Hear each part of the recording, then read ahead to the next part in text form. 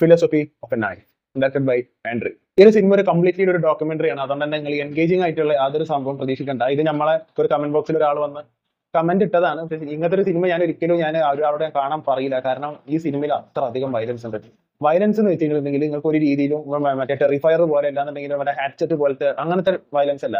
ഇത് ഒന്നാമത് ഇത് ശരിക്കും നടന്നു പോയൊരു സംഭവമാണ്.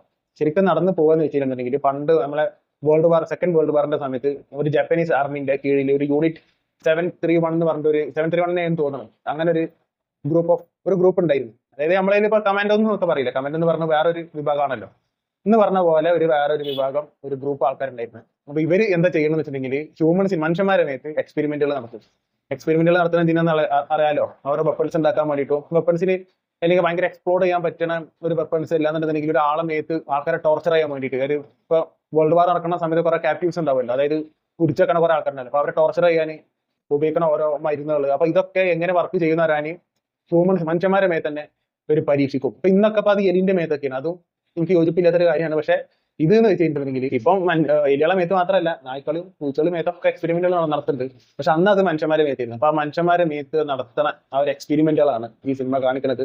ഇത് സിനിമ എന്ന് പറയുമ്പോൾ പക്കാ ഡോക്യുമെന്ററിയാണ്. പല ഒരു മര്യാദ നമുക്ക് ഇരുന്ന് കാണാൻ പറ്റില്ല. മറ്റേതൊക്കെ ഇല്ലേ നമ്മുടെ CCTV ഫുട്ടേജ് ഒക്കെ കാണില്ലേ, നമ്മുടെ CCTVത്തെ ഒരു വിഷ്വൽസ് ഒക്കെ കാണുമ്പോൾ ആ ഒരു ക്ലിയർ ഇല്ല, ആ ഒരു ക്ലാരിറ്റി ഒരു സംഭവത്തിനുള്ളൂ. പക്ഷെ ഇതിൽ അഭിനയിച്ചിട്ടുള്ള ആക്ടേഴ്സ് ആണ്. പക്ഷെ അങ്ങനെ ലീഡ് റോളോ കാര്യങ്ങളോ ഒന്നും ഇല്ല. ഇത് ഇങ്ങനെയൊക്കെ നടന്നിട്ടുണ്ടെന്ന് കാണിക്കുകയാണ്. അപ്പൊ ഇത് ഡ്യൂറേഷൻ എന്ന് പറഞ്ഞത് 4 മണിക്കൂറും 9 മിനിറ്റുമാണ് ഇതിന്റെ ഡ്യൂറേഷൻ. ഇത് ഈ 4 മണിക്കൂർ 9 മിനിറ്റുള്ള ഈ സിനിമ 2 പാർട്ടായിട്ട് സ്പ്ലിറ്റ് ചെയ്തിട്ടുണ്ട്. പക്ഷെ അത് ഫസ്റ്റ് പാർട്ട് സെക്കൻഡ് പാർട്ട് എന്നല്ല. അതാ ശരിക്കും ഇതൊരു പടമാണ്. ഒരു പടം നമുക്ക് കാണാൻ എളുപ്പത്തിൽ ഫസ്റ്റ് പാർട്ട് സെക്കൻഡ് പാർട്ട് എന്ന് പറഞ്ഞിട്ട് അവർ സ്പ്ലിറ്റ് ചെയ്ത് വെച്ചിട്ടുണ്ടെന്നുള്ളൂ. ഇത് ഇന്ത്യയിൽ നിങ്ങൾക്ക് ഇത് കാണാൻ വേണ്ടി സാധിക്കില്ല. ഇന്ത്യയിൽ ബാൻഡ് ആയിട്ടുള്ള മൂവിയാണ്. നിങ്ങൾക്ക് കാണണമെന്നുണ്ടെങ്കിൽ ഏതെങ്കിലും തേർഡ് പാർട്ടി ആപ്ലിക്കേഷൻസോ അല്ലെങ്കിൽ അതേപോലത്തെ ഏതെങ്കിലും വെബ്സൈറ്റ്സിലോ പോയിട്ട് നിങ്ങൾ സിനിമ കാണേണ്ടി വരും. പക്ഷെ ഞാൻ ഒരിക്കലും ഇത് നിങ്ങളെ എൻകറേജ് ചെയ്യൂല. ഈവൻ നിങ്ങൾക്ക് വയലൻസ് ഉള്ള മൂവീസ് ഇഷ്ടമാണെങ്കിൽ പോലും. കാരണം ഇത് ജീവനോടൊക്കെ സർജറി ചെയ്യുന്ന സീനുകൾ ഇതിൽ വരെ ഉണ്ട്. ജീവനോടൊക്കെ ഒരാളെ പല്ല് പറിച്ചെടുക്കണ, അതായത് തരിപ്പിച്ചിട്ട് ഇങ്ങനെ ഡെന്റിസ്റ്റുകൾ എടുക്കണ പോലെയല്ല, ശരിക്ക് ജീവനോടൊക്കെ ആ പല്ല് പറിച്ചെടുക്കുന്ന സീനുകളുണ്ട്. അവന്റെ സ്ത്രീകളെ പ്രൈവറ്റ് പാർട്സ് കട്ട് ചെയ്ത് കളയണ അതൊക്കെ അങ്ങനെ കാണിക്കുകയാണ്. മനസ്സിലായില്ല? അത് പിന്നെ ഓരോ എക്സ്പെരിമെന്റ് നടത്തുമ്പോൾ ഓരോ ഇഞ്ചക്ഷൻ ചെയ്ത് കഴിഞ്ഞിട്ടുണ്ടെങ്കിൽ ആൾക്കാരെ രൂപം മറയണ സംഭവങ്ങൾ കാണിക്കുന്നുണ്ട്. അങ്ങനെ പല സാധനങ്ങളും ഇതിലുണ്ട്.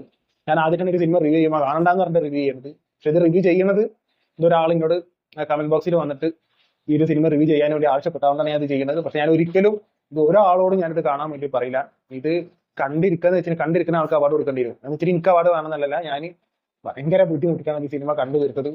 ഈ ഒരാൾ ഈ ഒരു സിനിമ കാണാൻ ആവശ്യപ്പെട്ടില്ല എന്നുണ്ടെങ്കിൽ ഞാനിത് ആദ്യത്തെ 1-2 വയലൻസ് കാണുന്നുണ്ടെങ്കിൽ ഞാനിത് നിർത്തി പോയിരുന്നു. ഇത് ഇത്ര അധികം ഭയങ്കരമായിട്ട് ഒരു പ്രത്യേകിച്ച് അത് ശരിക്കും നടന്ന സംഭവങ്ങളാണെന്നും കൂടി അറിയുമ്പോൾ വരുന്നൊരു മെന്റലി ഡിസ്റ്റർബൻസ് ഉണ്ടല്ലോ, അത് ഭയങ്കര. പക്ഷെ ഞാൻ പറഞ്ഞ പോലെ ഇത് ഈ വയലൻസ് ഉള്ള ഒരു മൂവീസ് ടെറിഫയർ പോലൊക്കെ ഭയങ്കര എൻഗേജിംഗ് ആയിട്ട് പോണ പടമല്ല. ഇത് നല്ല ബോറടിക്കും, എനിക്ക് നല്ല ബോറടിക്കും. പക്ഷെ ഇതിന്റെ 2 പാർട്ടായിട്ട് സ്പ്ലിറ്റ് ചെയ്തിട്ടുണ്ടല്ലോ. അതായത് ഈ 2ാമത്തെ പാർട്ടിലെ ത്രൂ ഔട്ട് ഇത് മാത്രം ഈ പറഞ്ഞ വയലൻസ് നമ്മൾ ചിന്തിക്കാവുന്നതിന് അപ്പുറത്തേക്ക് ഇവര് കാണിച്ചു വെച്ചിട്ടുണ്ട്. ഈവൻ അത് ഡോക്യുമെന്ററി ആണ്, മറ്റേ ഒരു ബ്ലാക്ക് ആൻഡ് വൈറ്റിലാണ് ഇത് മൊത്തം കാണുന്നതും. അതിന്റെ ഒക്കെ പോരായ്മകളുണ്ട്. അതിങ്ങനെ ആൾക്കാരെ മുന്നിലേക്ക് തന്നെ എത്തിക്കുക എന്നുള്ളത് മാത്രമേ ഉള്ളൂ.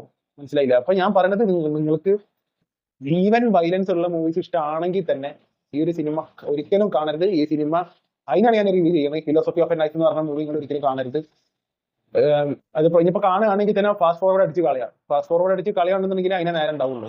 അതും കൂടി പറഞ്ഞല്ലോ. അപ്പൊ അങ്ങനെ പോണ ഒരു ഡോക്യുമെന്ററിയാണ് ഫിലോസഫി ഓഫ് എ നൈഫ് എന്ന് പറയുന്നത്. ഞാൻ ഒന്നും കൂടി പറയാം, ദയവ് ചെയ്തിട്ട് ഈ നിങ്ങൾക്ക് വയലൻസ് ആണെന്നുണ്ടെങ്കിൽ ഞാൻ യൂട്യൂബിൽ തന്നെ ഞാൻ ഒരു ഏറ്റവും അധികം വയലൻസ് ഉള്ള മൂവീസ് ഞാനൊരു എപ്പിസോഡ് വൈസ് ഞാൻ ചെയ്യുന്നുണ്ട്. ഇപ്പൊ ഞാൻ ആദ്യം ടെറിഫയർ ചെയ്ത്, പിന്നെ ഞാൻ സെർബിയൻ ഫിലിം എന്ന് പറഞ്ഞ മൂവി ചെയ്ത് ഇപ്പൊ ഇതാണ് ചെയ്യുന്നത്. പക്ഷെ ഈ സിനിമയെ റിവ്യൂ ചെയ്യുന്നത് നിങ്ങൾ കാണാതിരിക്കാൻ വേണ്ടിയിട്ടാണ്. നിങ്ങൾ ഒരിക്കലും കാണരുത് എന്നുള്ളതിനാണ് എനിക്ക് പറയാനുള്ളത്. നിങ്ങൾക്ക് എന്നിട്ട് കാണാൻ തോന്നുന്നുണ്ടെന്നുണ്ടെങ്കിൽ നമ്മളിപ്പോ ഈ കാണരുത് എന്ന് പറഞ്ഞിട്ടുണ്ടെങ്കിൽ കാണാനുള്ള ഒരു സംഭവം വരുമല്ലോ. എനിക്കുണ്ട് അത്, അതിനങ്ങനെ കണ്ടു തന്നെയാണ്.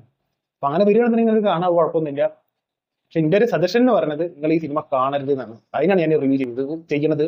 അപ്പൊ നിങ്ങൾ ഫിലോസഫി ഓഫ് എ നൈഫ് എന്ന് പറഞ്ഞ ഒരു സിനിമ കണ്ടിട്ടുള്ള ആൾക്കാരാണെന്നുണ്ടെങ്കിൽ താഴെ കമന്റ് ബോക്സിൽ അഭിപ്രായം പങ്കുവെക്കുക.